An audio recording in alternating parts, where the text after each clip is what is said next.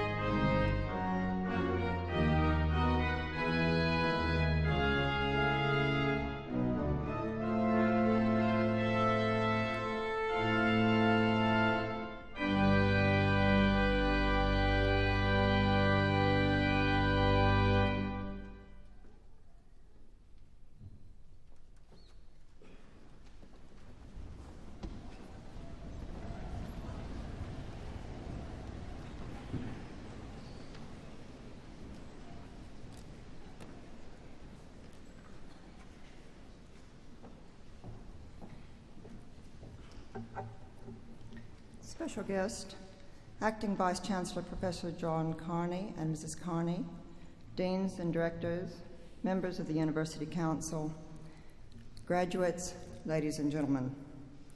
It is customary for the university and its guests to gather as a body for the purpose of conferring academic awards on its graduates. On behalf of the Chancellor of Griffith University, Mr. Justice McCrossan, it gives me great pleasure to welcome you all to this afternoon's graduation ceremony. The conferral of an academic degree marks the culmination of years of study and unremitting dedication on the part of each graduate. It is one of the truly memorable events in a student's life and therefore a time for happiness and celebration. On behalf of the university, I extend a very special welcome to our graduates who are here with their family and friends, and I congratulate them on their success. Today, Mrs. Catherine Harris will be presenting the ceremony's keynote address. Ms. Harris has enjoyed a long and successful career in the marketing, management, and communication business, and is currently the Federal Director of the Australian Affirmation Action Agency. We shall hear more about Mrs. Harris and her career later in the proceeding. In the meantime, I extend to her a very special welcome. We are delighted that she was able to share with us this important occasion in the life of the university and look forward to hearing her address. 1996 is a significant year for the Griffith University, making it our 25th anniversary. Throughout this anniversary year, members of the university community will have the opportunity to reflect on Griffith's past and join together in celebration of its many achievements. Since its establishment in 1971, Griffith has maintained a unique vision and a distinctive mission in the pursuit of academic excellence and in the provision of community service. Its commitments to collaborative and interdisciplinary approach to teaching and research, together with a progressive and innovative outlook, has seen the university chart a new path across higher education landscape. At Griffith, our degree courses have been carefully structured to reflect the constantly changing face of future trends and worldwide directions.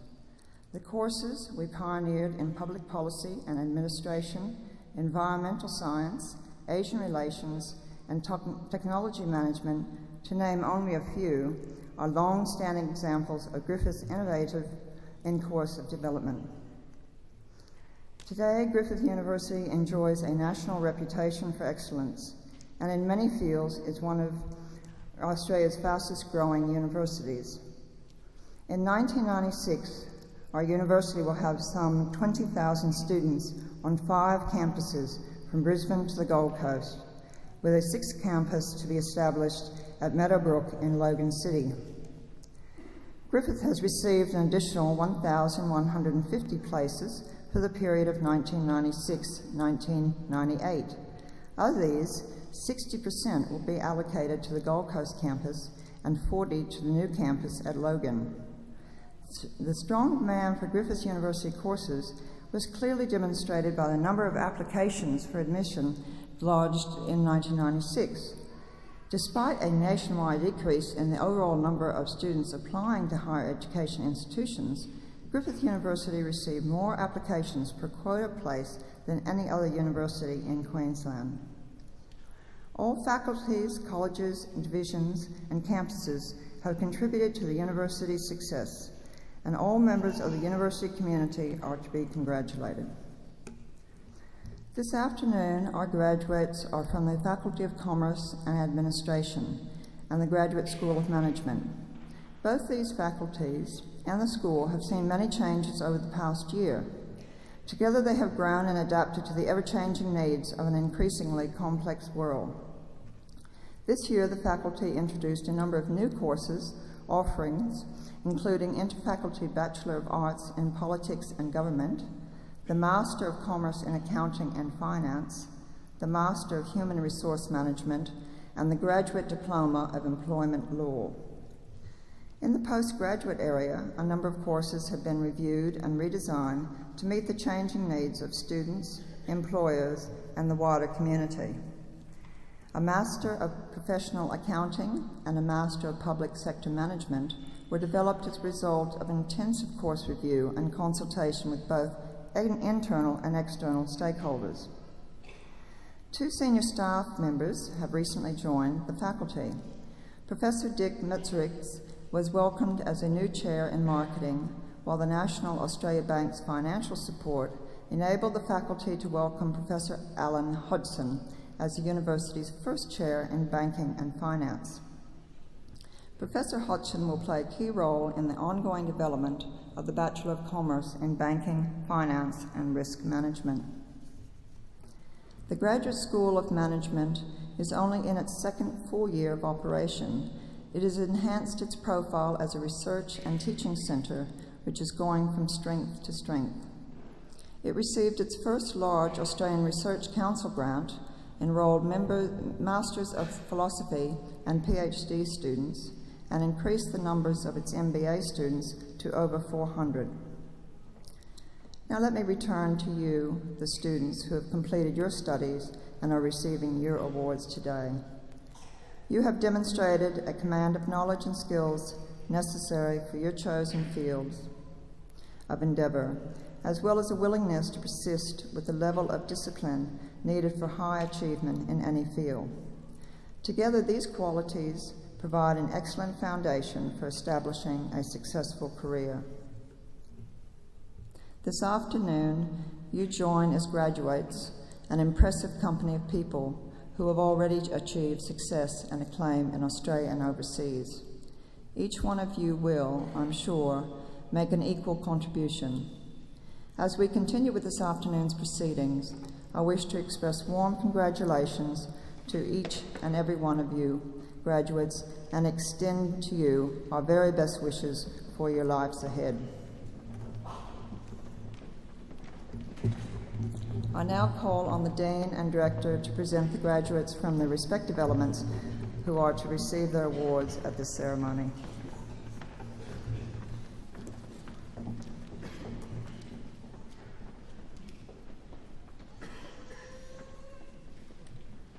Acting Deputy Chancellor, may I present the Dean of the Faculty of Commerce and Administration.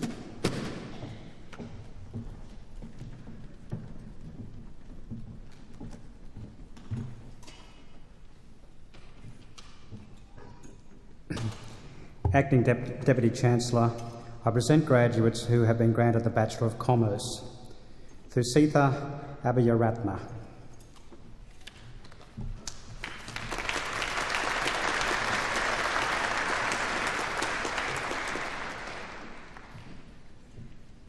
Michelle Afiaki.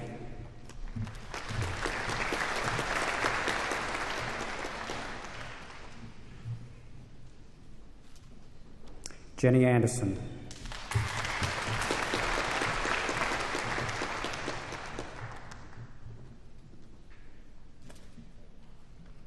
Keith Ardern.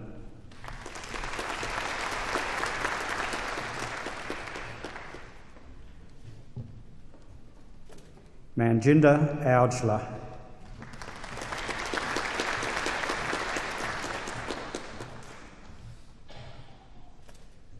Helen Baker.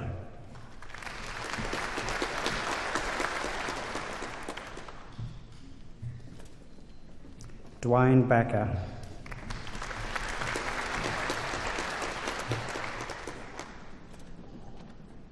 Julie Baldwin.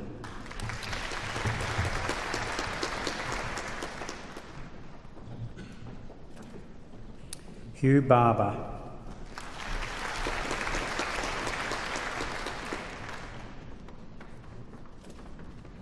Cara Barker.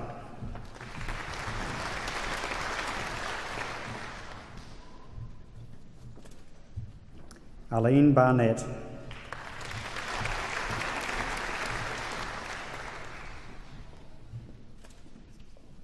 Chris Barrington.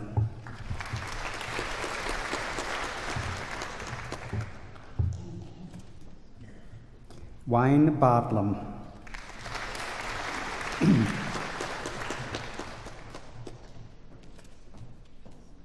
Craig Bastow.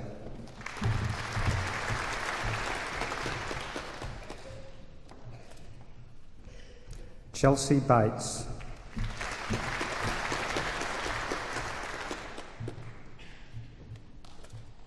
Chris Bowman.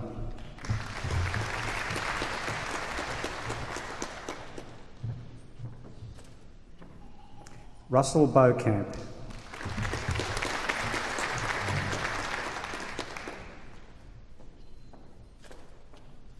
Terry Beats.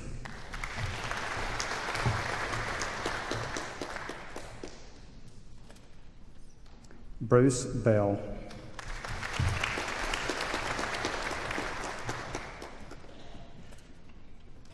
James Bertram.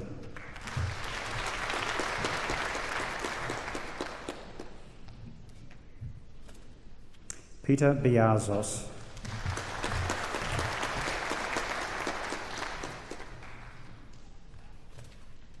Anne Birch.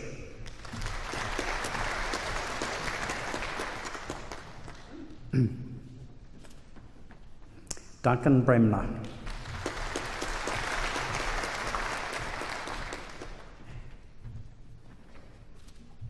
Janice Brennan.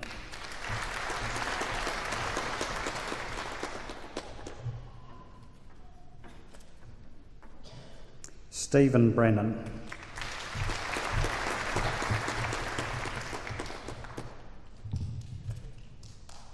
Jennifer Brett.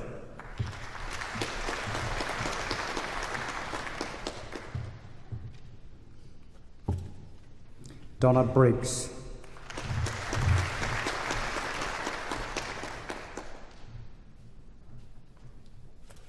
Naomi Briggs.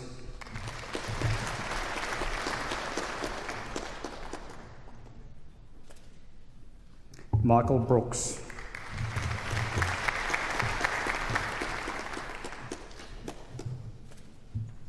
Ben Brown.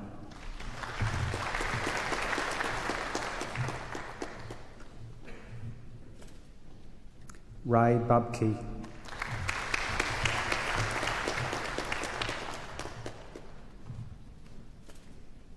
Greg Burns.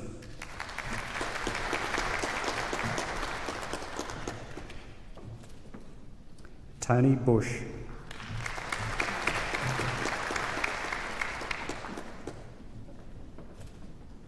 Melinda Byers.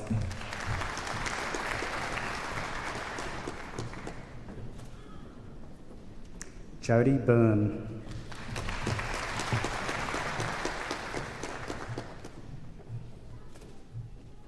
Helen Caswell.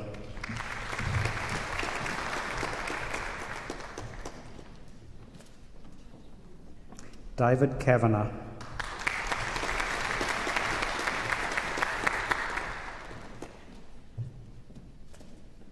Fiona Chan.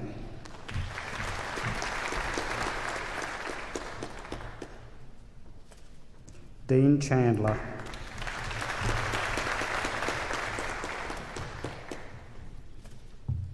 Helen Chatterton.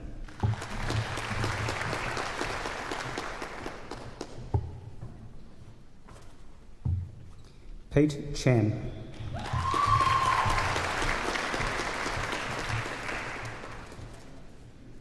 Wun Leng Chong.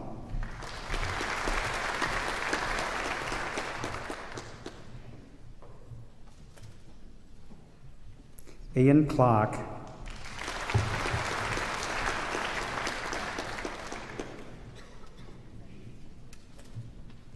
Adrian Clark.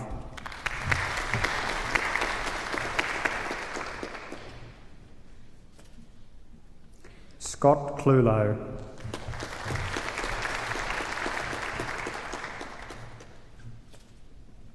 Christine Cooper.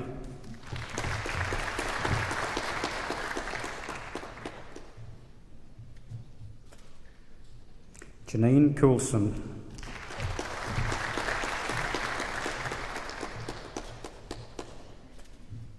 David Crane.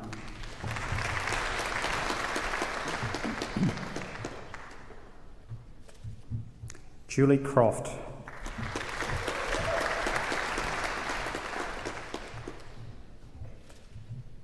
Mark Cuthbertson.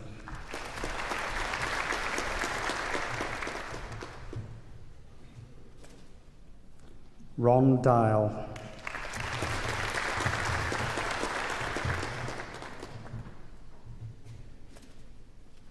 Keith Dallinger.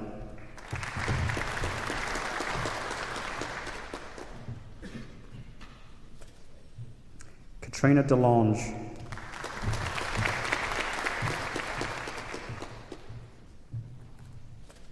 Samuel Dorr.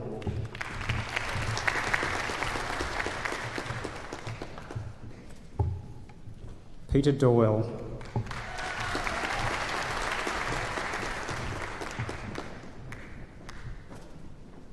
Sophia Drum.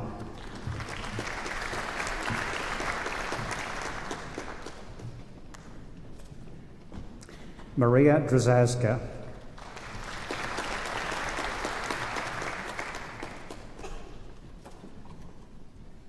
Giannina Falcomer.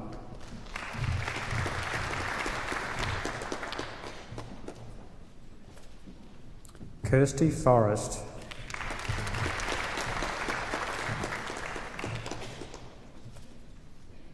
Catherine Fritz.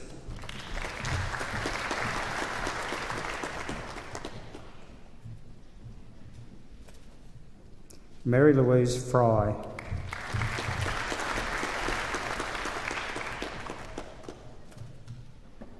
Debbie Gaffney.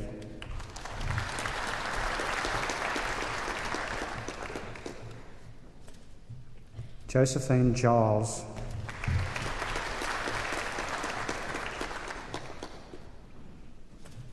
Naomi Goodger.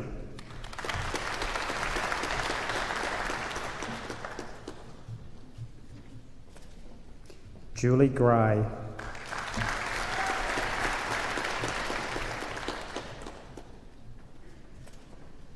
Nicole Gretsch.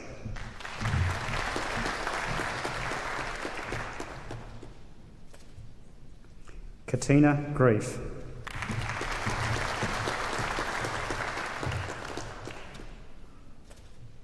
Bradley Hall.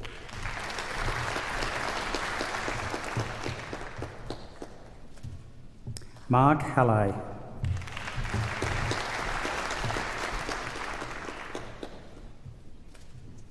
Daniel Hansen.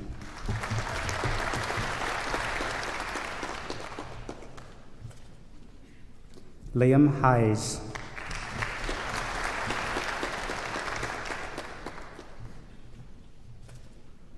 Daryl Hicks.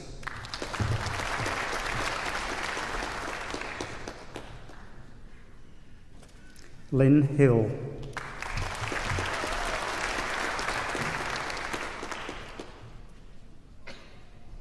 Karen Hillary.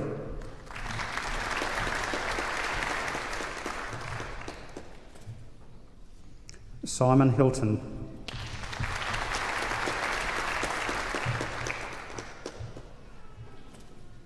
Jonathan Ho.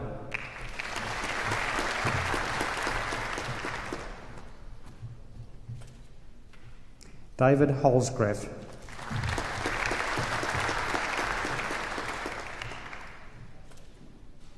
Stephen Horn.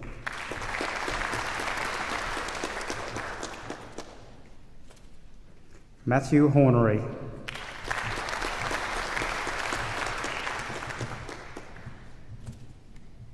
Glenn Horton.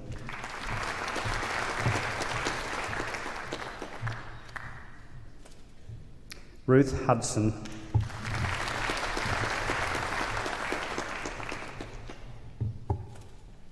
Graham Hughes.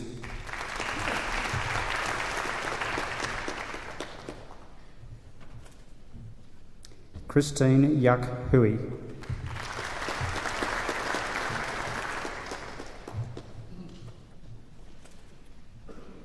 Leonie Hull.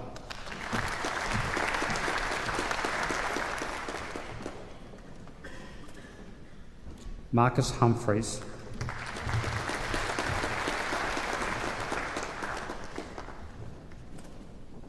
Henry Hewson.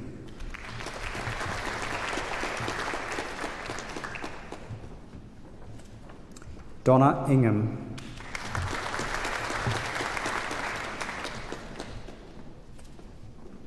Darren Ivy.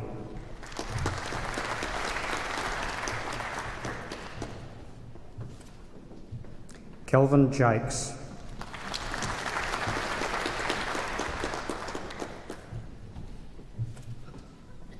Marion Kaiser.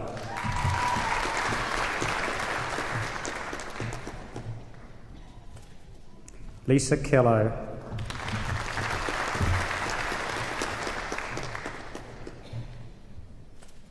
Astrid Kennedy.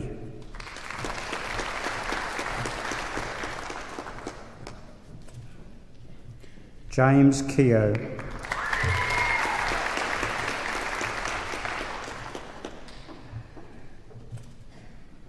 Jung Il Kim.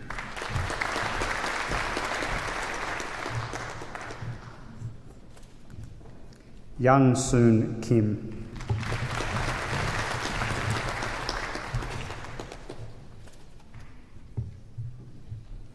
Maljari Kintad Jaja.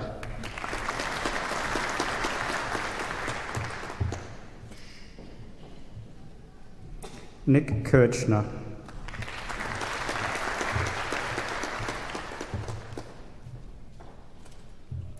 Barry Knowles.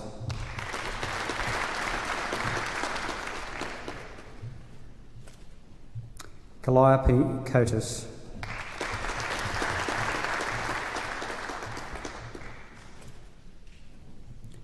Elaine Kuo.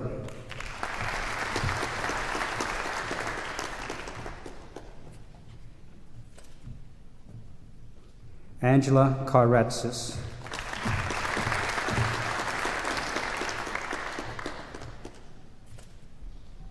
David Larwell.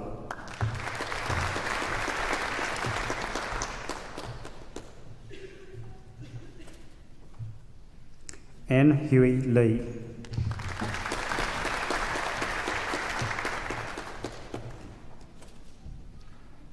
Therese Levi.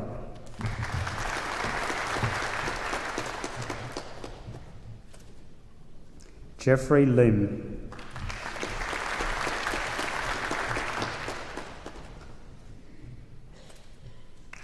Sing Yu Lin.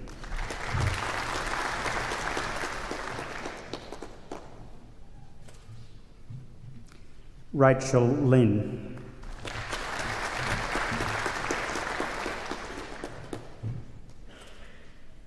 Gavin Little.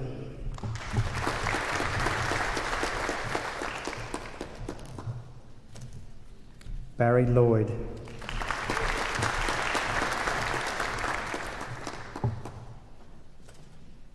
Lynn Lucas.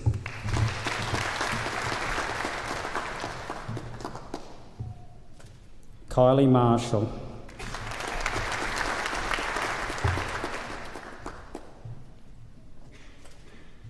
Colette Martin.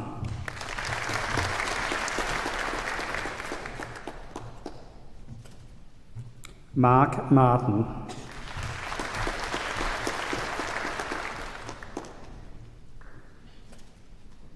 Christine Matthews.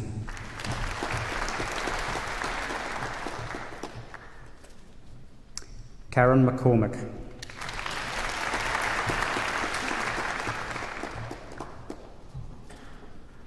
David McDonald.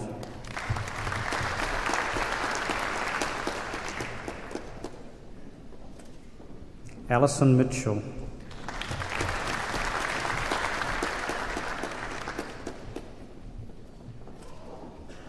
Claire Murphy.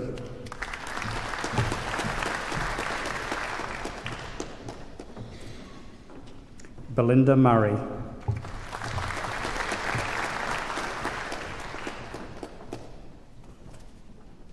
Jennifer Newen.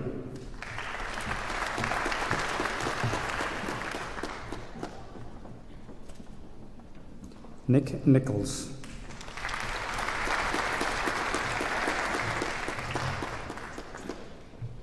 Linda Novak.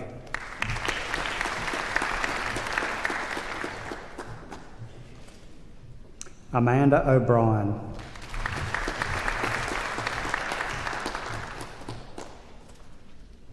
Jared Ogilvie.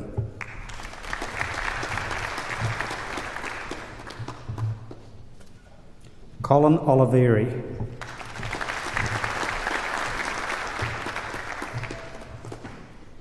Margaret Orellana.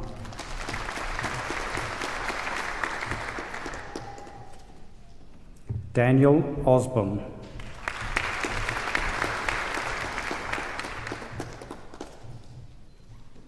Alfie Othman.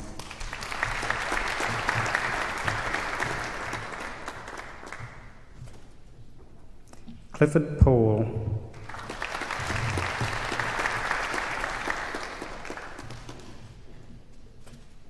Julie Pegg.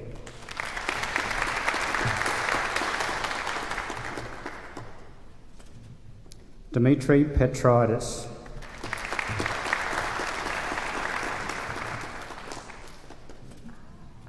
Catherine Pfeffer.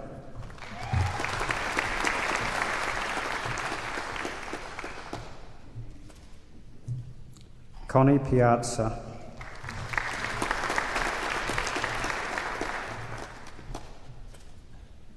Leanne Porter.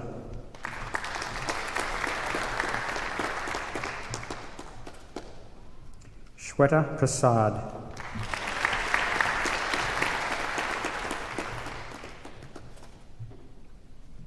Lani Pratikno.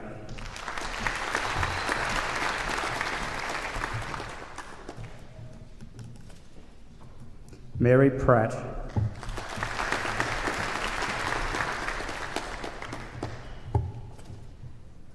Diane Priest.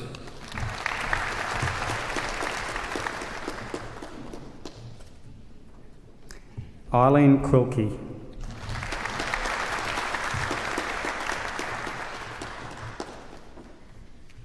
Peter Ray.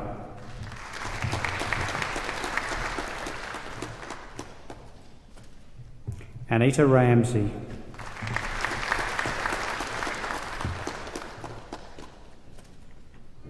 Kirsty Rayner.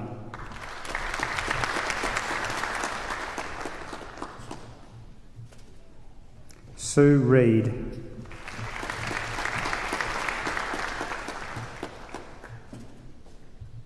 Anthony Reynolds.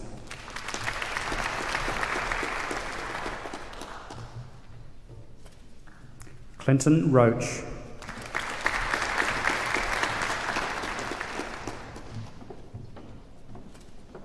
Amy Roberts.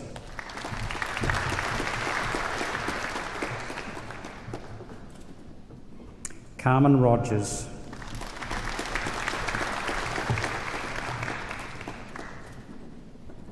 Craig Rosenberg.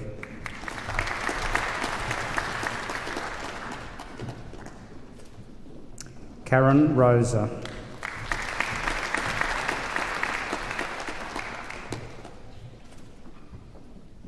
Bree Russell Pavia.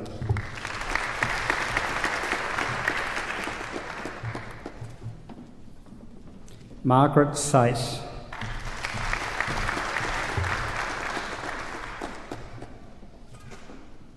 Deborah Slinker.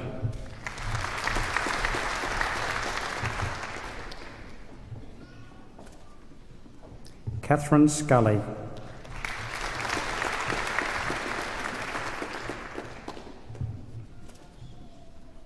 Shirley Setiardi.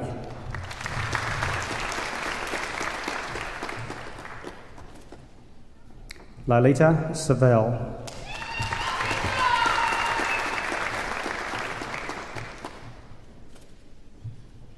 Megan Shannon.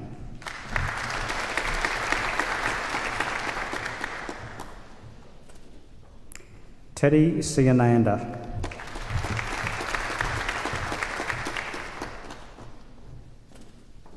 Jagdish Sidhu.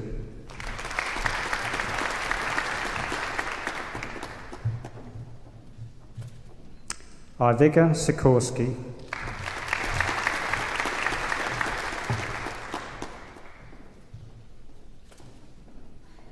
Rhonda Skian.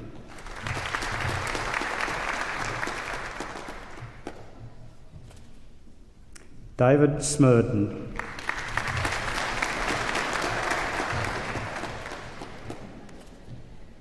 Chad Smith.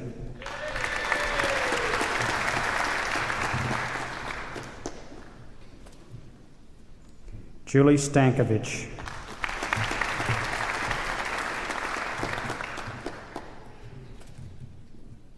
Anita Stevenson.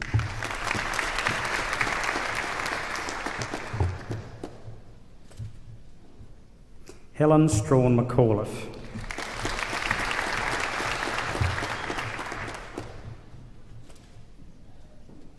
Terry Strong.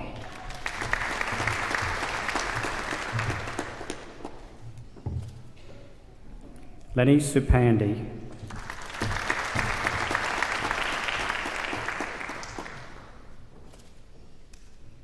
Kwok Sum Situ.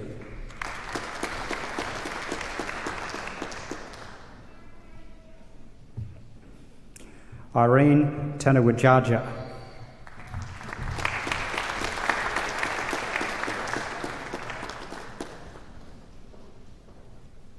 Anthony Taylor.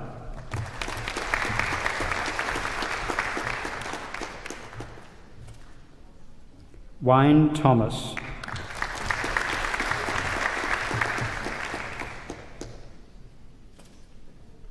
Jacinta Timso.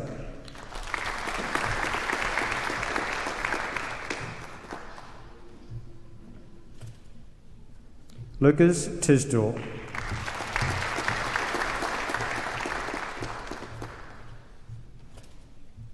Kiani Giandra.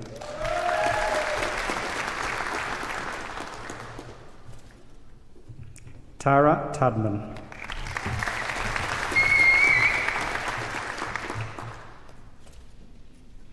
Gerald van der Meid.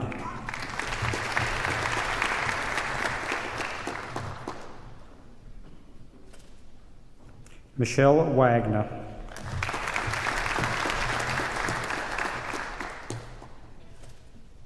Kirsten Wan.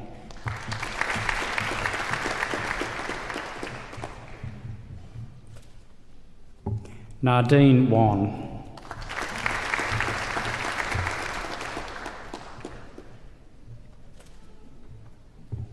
Karen Ward.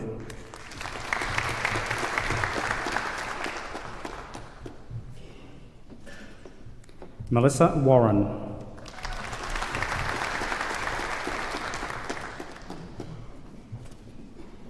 Grant Weaver.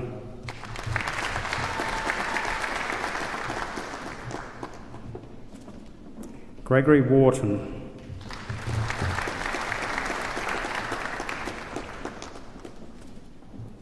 Brett Wilson.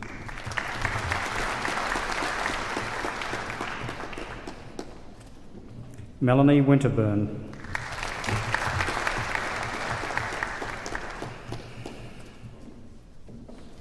Joyce Wong.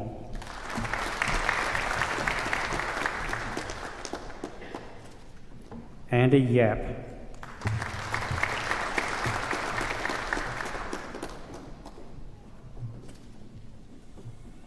Linda Yim.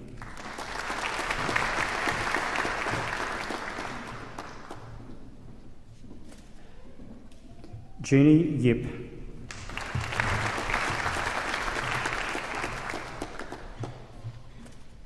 Lyndall Young.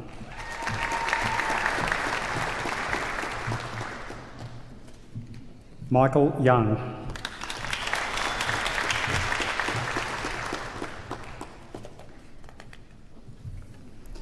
Joanna Zaremba.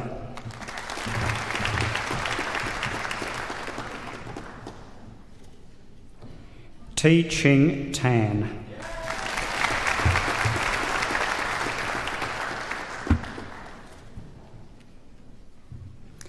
Acting Deputy Chancellor, the Medal for Achievement in the Bachelor's Degree course may be awarded annually to the graduate with the highest academic achievement in the course.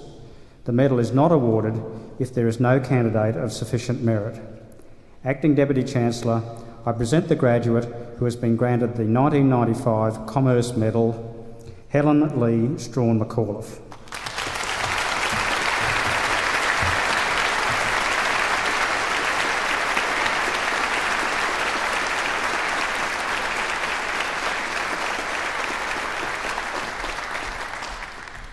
Acting Deputy Chancellor, I present two graduates who have been granted the Bachelor of Commerce with First Class Honours. Rebecca Bennett.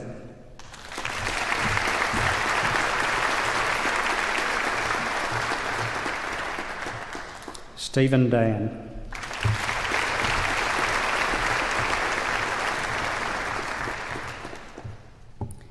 Acting Deputy Chancellor, I present two graduates who have been granted the Bachelor of Commerce with Second Class Honours Division A. Jason Bunyard.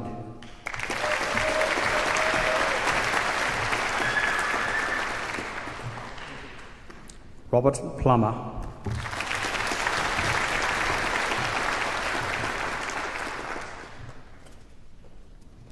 Acting Deputy Chancellor, I present graduates who have been granted the Graduate Certificate of Economics. Chantal Kabomba.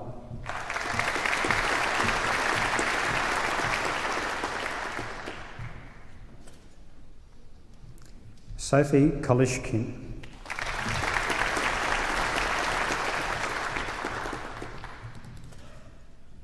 Elizabeth Lopez.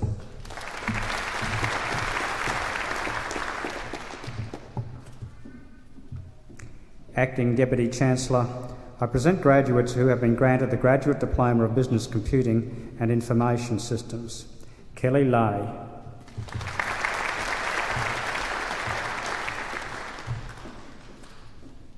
Julie Lowe.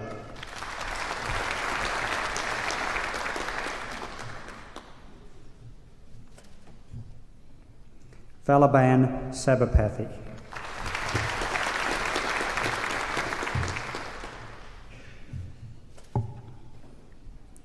Acting Deputy Chancellor, I present a graduate who has been granted the Graduate Diploma of Economics, Kerry Khan.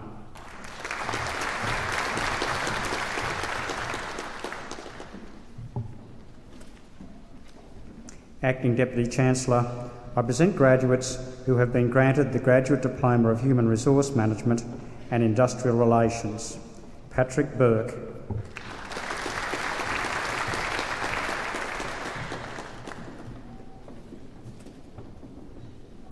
Kate Buckingham.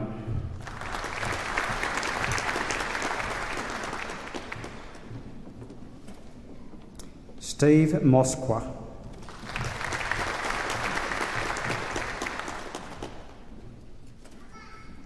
Michelle Morozic.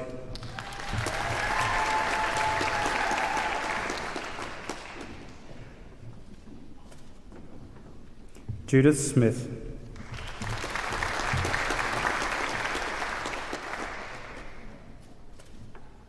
Colin Steer.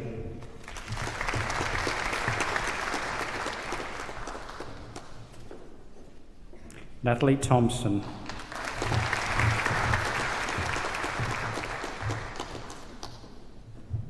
Acting Deputy Chancellor, I present graduates who have been granted the Graduate Diploma of Public Sector Management. Jeffrey Chapman.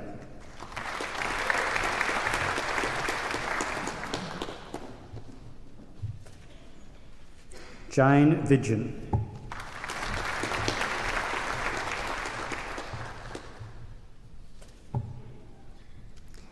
Acting Deputy Chancellor, I present a graduate who has been granted the Master of Administration, Susan Wedgwood.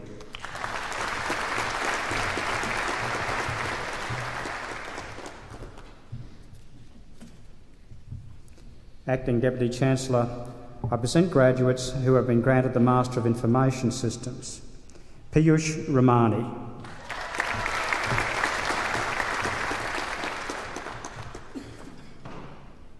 Rick Suwanakut.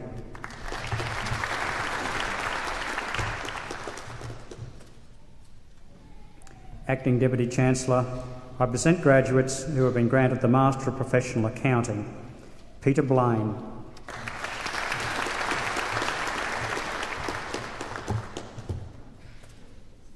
Ka Fung.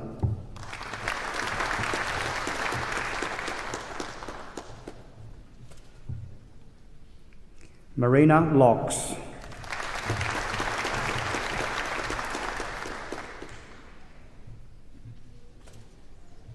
Karen Williams.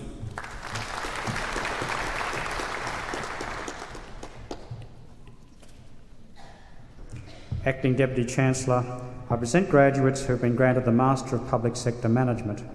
Suzanne Kelly.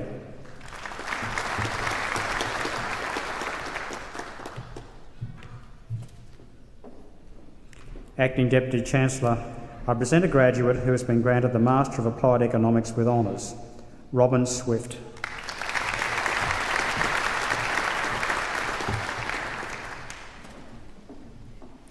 Acting Deputy Chancellor, that concludes the presentation of graduates of the Faculty of Commerce and Administration.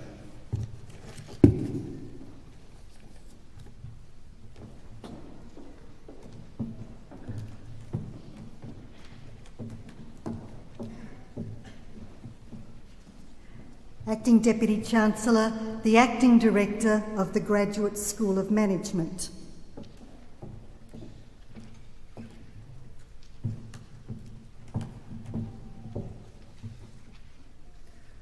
Acting Deputy Chancellor, I present a graduate who has been granted the Graduate Diploma of Management, Rachel Williams.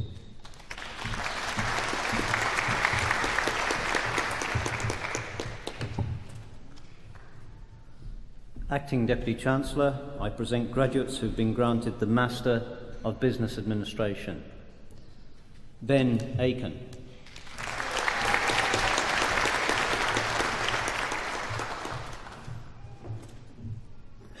Beong An.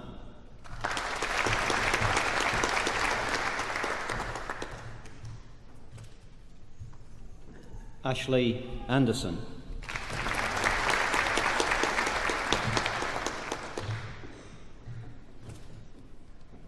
Mark Agar.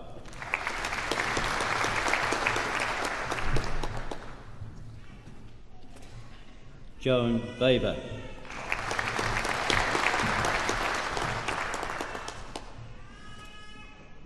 Ching Hui Chen.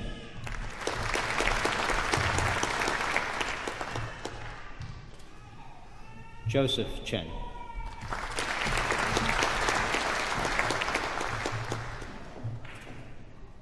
Nasir Chowdhury.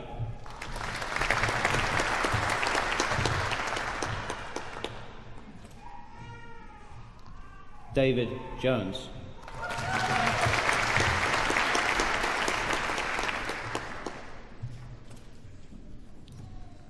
Balaji Krishnamurti.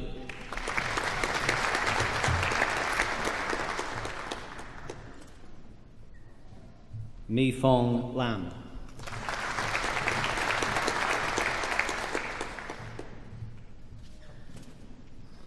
Michael LePage.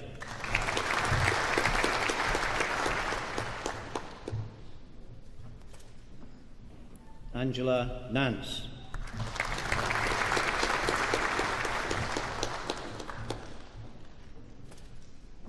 Emily New.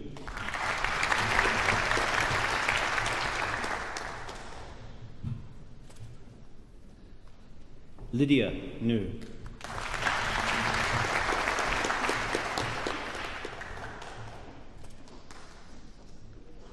Andrew Nixon.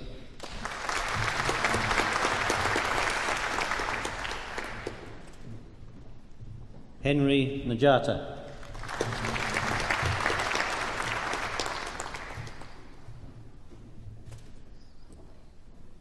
Johan Olsen.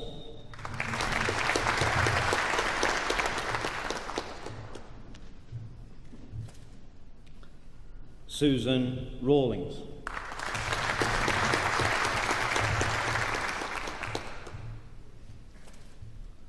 Michael Radbar.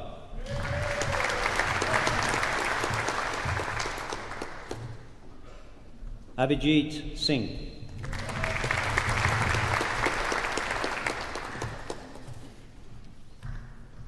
Nixon Sepahuta.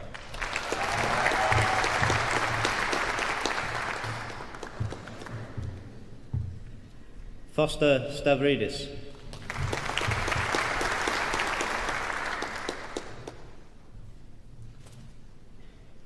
Soon Hung Tan.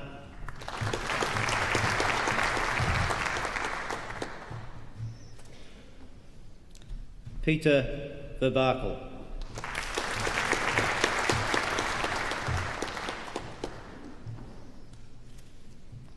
Dennis Ward.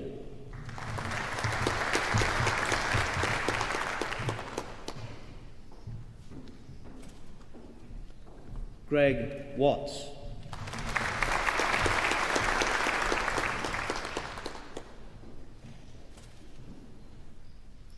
Prateep Wetrapritz.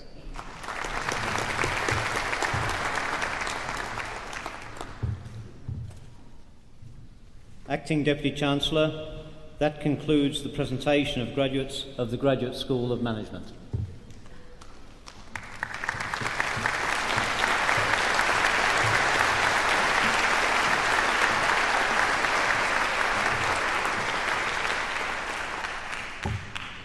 Acting Deputy Chancellor, the Deputy Chair of the Academic Committee, Associate Professor Merv Hyde, will now present graduates who have been granted the degree of Doctor of Philosophy.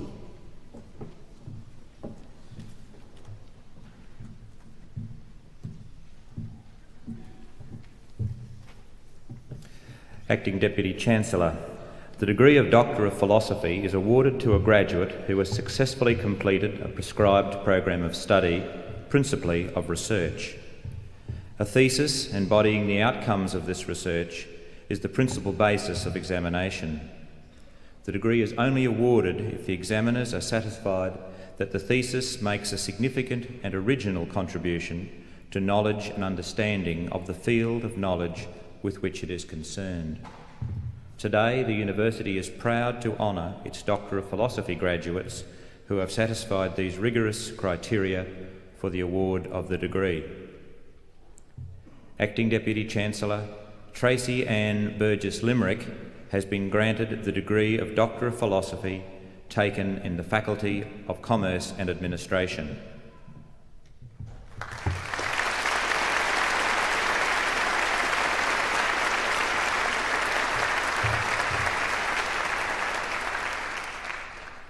Women own 1/3 of Australian small business and the proportion is increasing. Dr. Burgess Limerick argues that women manage the conventionally contradictory worlds of business and home by integrating and separating the various aspects of home and work within a day-to-day, whole-of-life framework. This reworking of the home-work relationship requires flexibility and draws upon the processes of experimenting, redefining and organising. Acting Deputy Chancellor, I present Dr. Tracy Ann Burgess Limerick.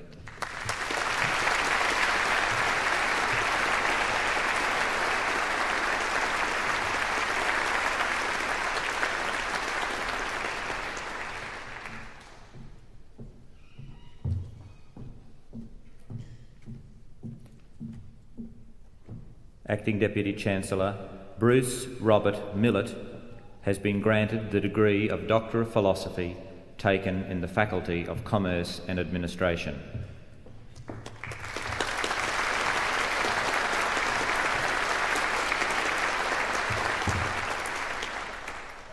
Dr. Millett investigated the transition experienced by 4 former colleges of advanced education as they became universities under Labor government reform programs. From the data, Dr. Millett was able to construct a model of institutional change that explained how each college attempted to resolve the tensions in their organisational identities. One such tension related to the competition between traditional and pragmatic ideals. The model also highlighted the significance of collaboration between institutional stockholders as a fundamental mechanism for continuous change. Acting Deputy Chancellor, I present Dr. Bruce Robert Millett.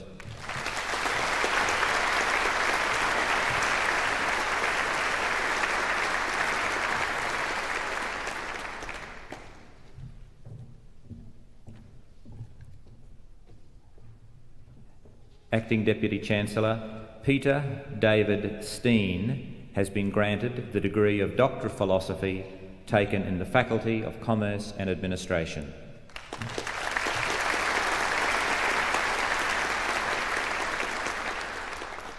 Dr. Steen's thesis extends our comparative understanding of public and non-profit strategic management. It shows that government agendas are important in the way they affect values and leadership in the process of formulating strategy.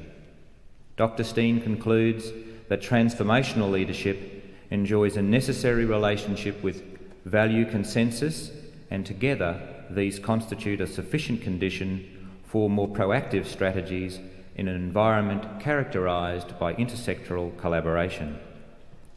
Acting Deputy Chancellor, I present Dr. Peter David Steen.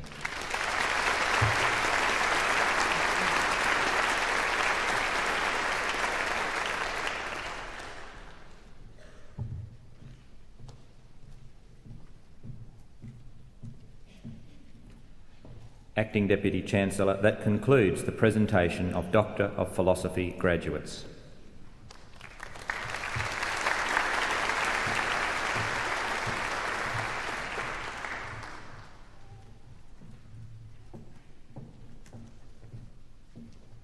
Ladies and gentlemen, there will now be a brief musical interlude performed by the Griffith University Collegiate Singers.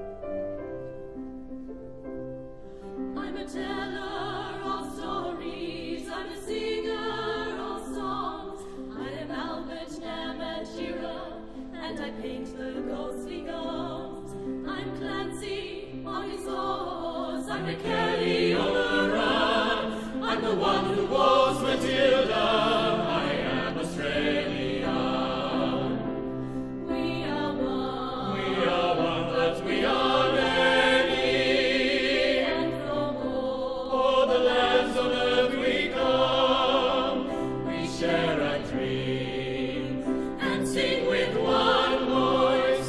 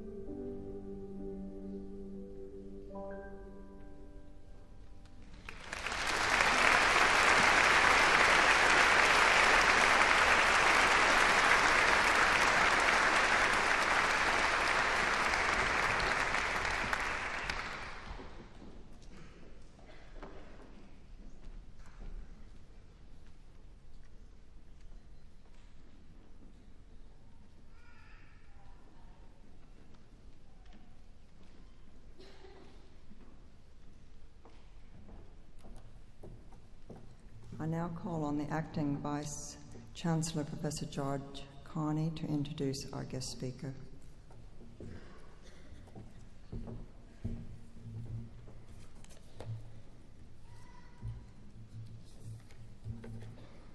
It is my privilege and pleasure to introduce our guest speaker this afternoon, Ms. Catherine Harris, currently Director of the Australian Affirmative Action Agency. Ms. Harris has had a distinguished career in the marketing, management and communications business, and I am delighted that she has been able to accept our invitation to speak this afternoon. Throughout her career, Catherine Harris has been a leading advocate for the status of women and the development of affirmative action strategies to promote equal employment opportunity.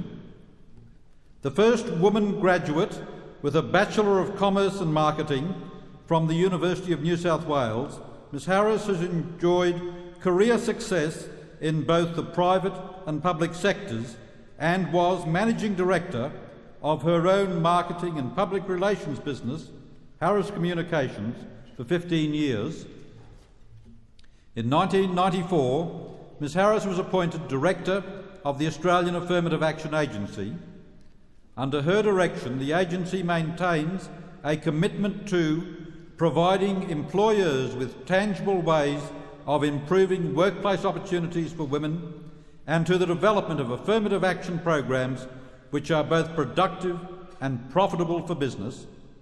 The agency is also committed to providing services to employers which will help them tackle the myriad of challenging management issues relating to workplace change. As Director, Catherine Harris's work involves close contact with over 3,500 of Australia's largest organisations, as well as the provision of policy advice to the Minister for Industrial Relations. She is a frequent guest speaker at major business and industry conferences and has written widely on the importance of identifying and eliminating barriers facing women in employment.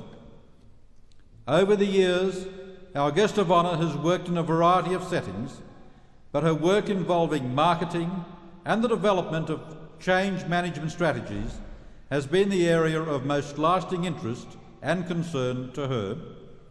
Ms Harris has served as the Director of Alumni Relations at the University of New South Wales and as a member of the expert panel of the Australian Best Practice Demonstration Program. Currently, she is a member of the Advisory Board to the Centre for Corporate Change at the Australian Graduate School of Management and devotes a good deal of her time and energy to her honorary work. She is Chairperson of St Margaret's Hospital for Women in Sydney and a Director of St Vincent's Hospital Campus Council. It is with great pleasure, then, that I welcome Ms Catherine Harris this afternoon, and I now invite her to deliver the occasional address.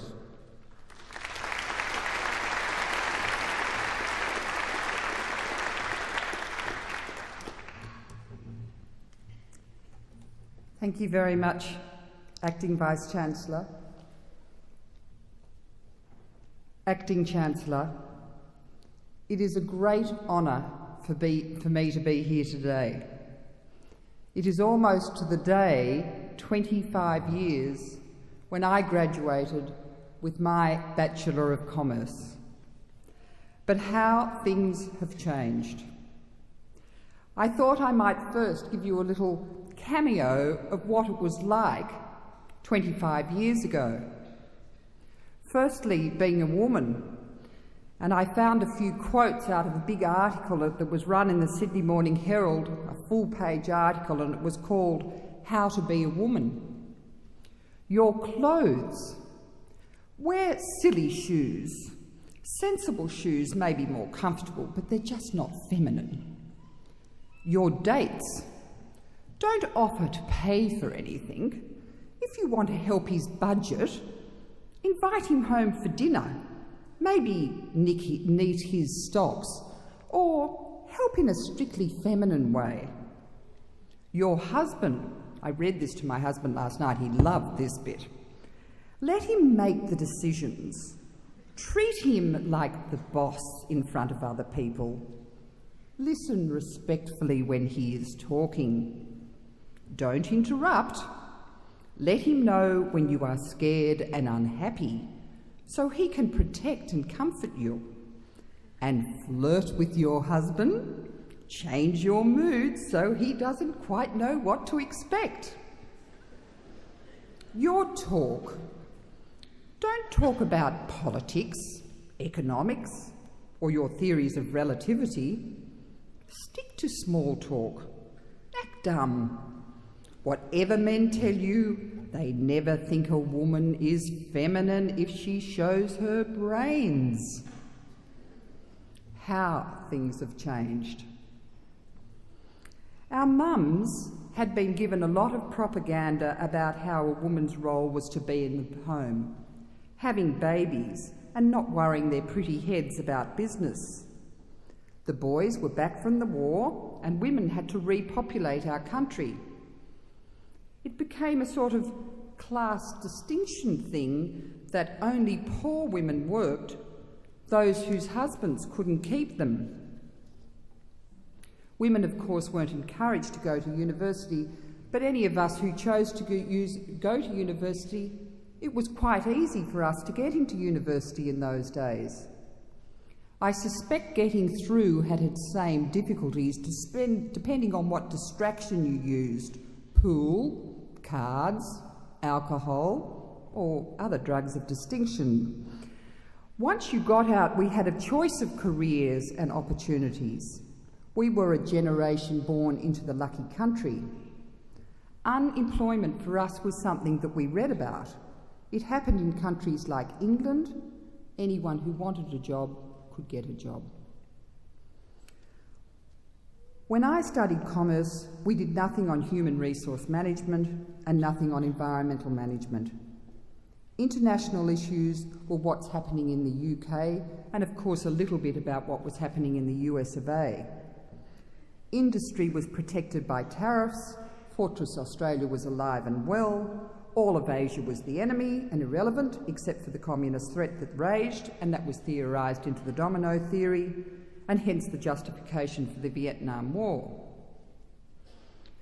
You know, it's probably very important that all of you sitting here today know where I come from, because we are now the bosses. We bring this belief structure and these issues to the workplace. Perhaps changing behaviour is easy.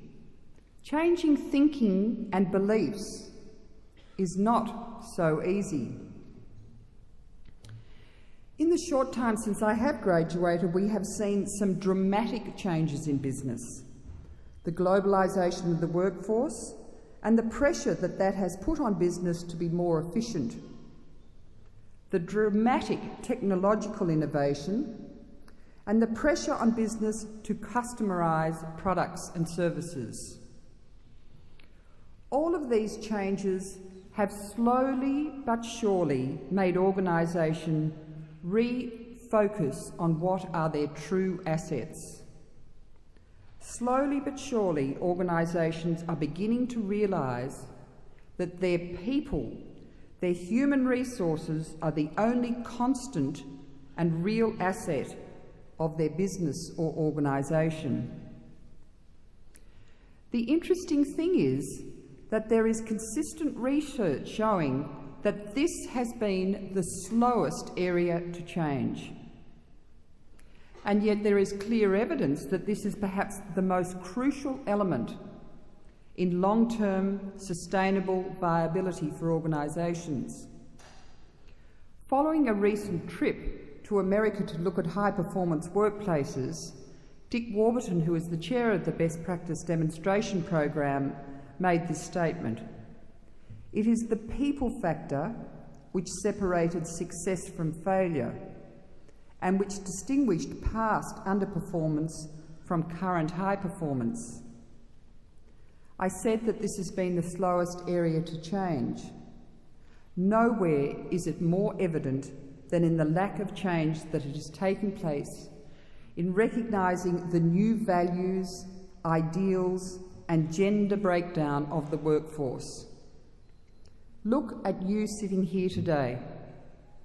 When I graduated, I was one of only 2 women. Women now make up 42% of the workforce. 52% of university students are now women. Nearly half of you here today are young women. But how has business changed? How has it acknowledged that your generation brings a new set of rules and paradigms into the labour force? Most of you do care about the environment. You do care about peace. Your heroes are more likely to be peace crusaders than army generals. Your friends are more likely to be Sunita, Ling, Roberto, than Frank, Mary or Sue. You expect equality and you want a life outside of work, and yet you realise you probably will not have that special little person at home to do all that caring stuff for you. Well, I'm sorry to tell you on this happy today that the sad reality is that very few of the places you may choose to work recognise this change.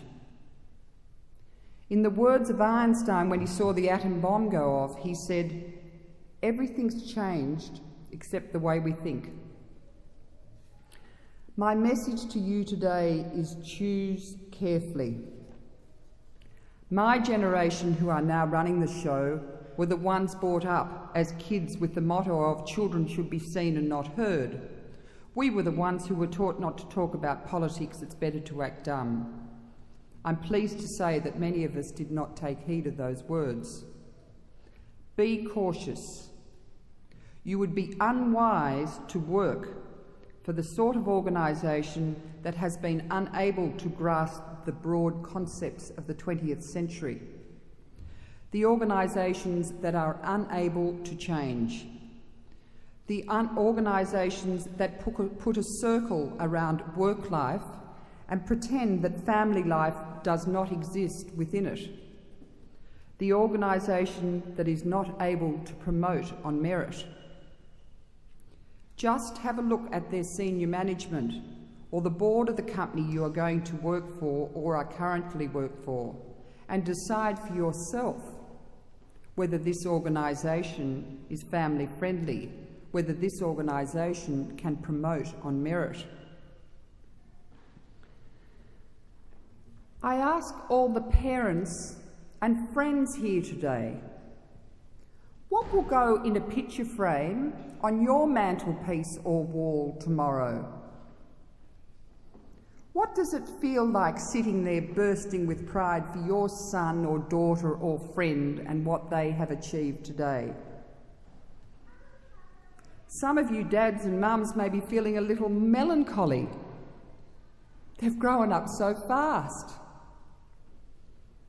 Some of you might be feeling just a little angry that there were times that you could have left the workplace, but the workplace culture where you worked did not allow you to go to the 6th birthday party. Perhaps the new workplaces have a few good ideas. They have flexible working hours, allowance for family leave, a recognition that family may be the centre of our universe, but that it is not surrounded by barbed wire, it is not an either-or situation. Perhaps a balance is possible. Perhaps all of this affirmative action stuff is not all that much nonsense. How fitting that one of the doctorates that we got today were on this exact subject. Why are we still debating it? The good news is that there are organisations out there that seriously know and understand that this is important to us all. The good news is that there are organisations out there that will allow this young lady and this young woman and this young woman to go out and knock them dead and have a fantastic career and have a career break, have kids and come back into the workforce and get what they deserve. The good news is that there are organisations out there that will allow this young man and this young man and this young man to leave the workplace and go to that 6th birthday party. But choose carefully. Do you know why these organisations are doing this? Do you know why the good organisations are doing it? Because it's good for business. Because it affects positively the bottom line. Because they want you, the best and brightest employees available. These organisations recognise the value of their people. You should choose them because they are the winning organisations. It is no coincidence that these are organisations that are successful. They have been able to address change. They have, over the past 25 years, recognised the change. And I'm pleased to say that the university where you got your degree from is one of these organisations. Griffith University is one of a small number of organisations that has been shortlisted as being used as a benchmark for other workplaces. One of the best affirmative action organisations in the country. I would like to congratulate the Chancellor and Vice-Chancellor and all the staff at this university for this achievement. I wish every one of you the greatest success. Our generation has started to change, but it will be up to you to make our workplaces more efficient, happier, more environmentally focused, more equitable.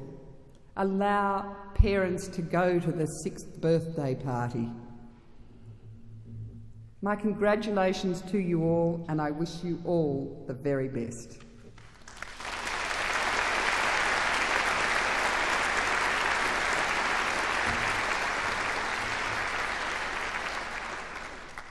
It was a great pleasure that I thank Catherine Harris for coming from Sydney to join us today and share with us the early cameo of some 25 years ago and the career changes that have taken place in that time.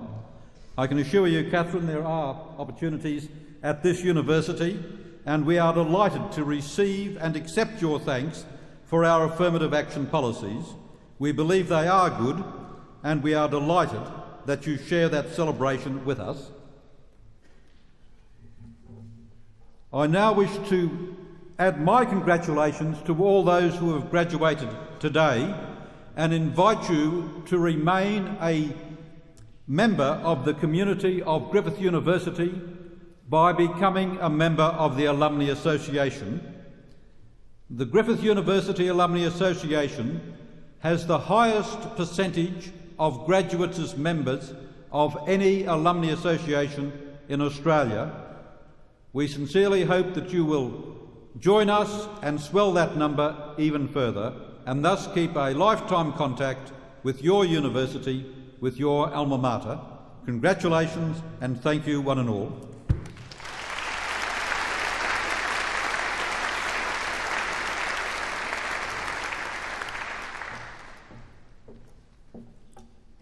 Ladies and gentlemen, the ceremony is now concluded.